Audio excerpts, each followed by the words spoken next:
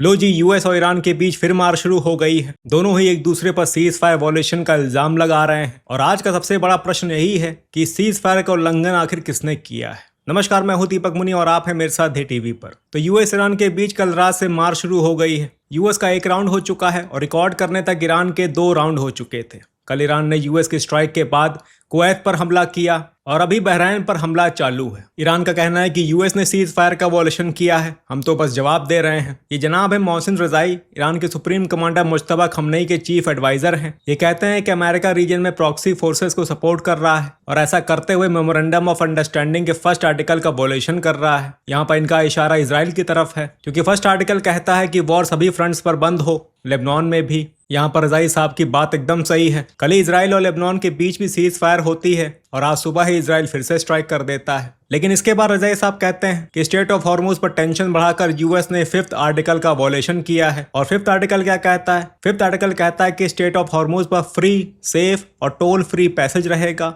60 दिनों तक, जब तक ये बातचीत फाइनल नहीं होती। यानी कोई भी शिप यहाँ से फ्रीली बिना रोक टोक के आ जा सकता है। ना वहाँ अब यूएस का ब्लॉकेड है और ना ही ईरान का। स्ट्रेट पूरी तरह से खुला हुआ है। इसके बाद दूसरा एक आर्टिकल आता है यूएस की तरफ से। ये बड़ा स्टेटमेंट है वाइस प्रेसिडेंट जेडी वैंस का। ये कहते हैं कि हमने एक मेमोरेंडम ऑफ अंडरस्टैंडिंग साइन किया है। अगर ईरान को उसको अप्लाई करने में कोई डिसएग्रीमेंट है तो फोन उठाए, बात करे। वॉयलेंस का बदला वॉयलेंस से दिया जाएगा। यहाँ पर इन्होंने यूएस सेंट्रल कमांड के पोस्ट को टैग किया है जिसपे लिखा हुआ है US strikes Iran in response to attack on commercial vessel. तो दोनों ही एक दूसरे पर सीज फायर के उल्लंघन का इल्जाम लगा रहे हैं। अब ये किसने किया है, कौन है जिम्मेदार, इसको जानने के लिए ये जानना जरूरी है कि आखिर हुआ क्या। तो ये बात है परसों की। एक कमर्शियल शिप सिंगापुर का झंडा लगाए और बाकी जहाजों की तरह ये मानते हुए कि सीज फायर चल रही है, स्टेट ऑफ हॉर्मुज पूरी तरह से खुला हुआ है, स्टेट ऑफ हॉर्मुज को पार करता है, पर बजाय ईरान के साइड से वो ओमान के साइड से क्रॉस करने की कोशिश करता है, इस बात से बेखबर कि उस पर कोई हमला हो सकता है क्योंकि सीज फायर चल रही है। हमला कैसे हो सकता है,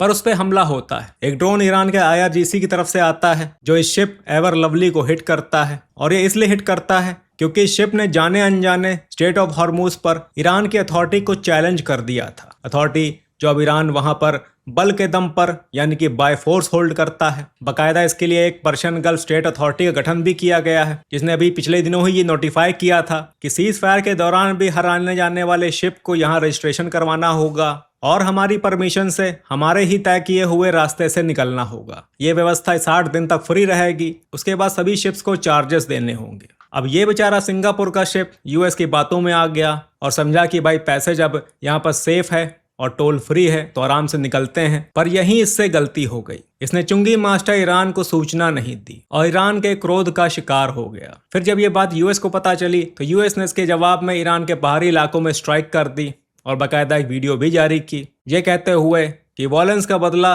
वॉयलेंस से होगा। अब ईरान कैसे चुप बैठता, तो उसके जवाब में ईरान ने भी स्ट्राइक करनी शुरू कर दी। रात भर करता रहा और अभी भी कर रहा है। अब देखिए आती है मेन मुद्दे की बात। तो मैंने पूरा मेमोरेंडम ऑफ अंडरस्टैंडिंग पढ़ा है, मुझे कहीं पर भी ये नहीं दिखा कि ईरान को स्टेट ऑफ हॉर्मुज पर कंट्रोल का राइट दिया जाता है। ईरान ने यहाँ पर अपनी तरफ से अथॉरिटी बनाई है और स्टेट ऑफ हॉर्मुज को कंट्रोल कर रहा है। सीज फायर होने के बाद में ये फी या टोल या चुंगी, आप जो कुछ भी कह लें, वो तो वसूल नहीं कर रहा, पर यह रियायत इसने बस 60 दिन तक दी है। उसके बाद यहाँ से 40 बिलियन यूएस डॉलर्स का एनुअल रेवेन्यू कलेक्ट करने की तैयारी है। इस बंदरबांट में ईरान ओमान को भी शामिल करना चाहता है क्योंकि technically state of Hormuz Iran और ओमान के बीच से निकला है। पर यूएस के secretary of state Marco Rubio जब पिछले दिनों मिडिल ईस्ट के दौरे पर थे तो ये ओमान जाते हैं, वहां बातचीत करते हैं और पता चलता है कि ओमान ऐसा कुछ नहीं चाहता। वैसे भी डोनाल्ड ट्रंप एक बार पहले भी धमकी दे चुके हैं ओमान को इस सब चीजों के लिए, तो ओमान किनारे है। लेकिन ईरान ओमान का नाम इसमें बराबर खींच रहा है। ग्लोबल कम्युनिटी क्या कहती है? ग्लोबल कम्युनिटी का मानना है कि state of Hormuz international waters है, यहाँ पर कोई भी टोल नहीं ले सकता।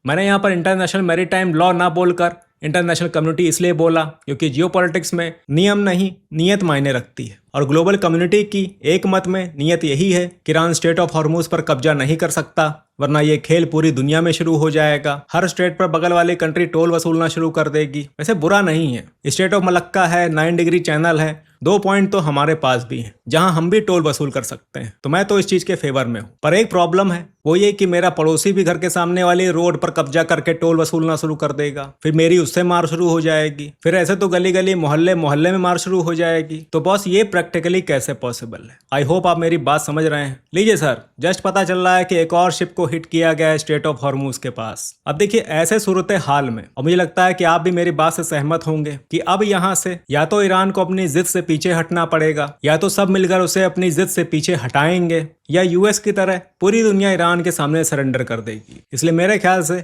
पहला ऑप्शन ही सही है। ईरान को अपनी जिद छोड़ देनी चाहिए और कोशिश करनी चाहिए कि और जाने ना जाएं। यूएस ऑलरेडी जरूरत से ज्यादा दे रहा है। रिजीम स्वार्थी ना बने, अपने लोगों के बारे में सोचे, क्योंकि आप यूएस में जाकर हमला नहीं कर सकते, पर यूएस ईरान को कबड्डी का मैदान बना देगा। और जो लोग मेरी बात से ऑफेंड होते हैं, मैं उनको सिर्फ यही कहूंगा कि आप ईरान में नहीं हैं, आप ईरान के लोगों के बारे में सोचें, क्योंकि हर किसी के लिए बंकर्स नहीं है। आप भारत में बैठे हैं, बांग्लादेश में बैठे हैं, पाकिस्तान में बैठे हैं, आप ईरान में नहीं हैं, और ये मैटर करता है। तो फिलहाल के लिए इतना ही, मिलते हैं अगली वीडियो में और अपडेट्स के साथ।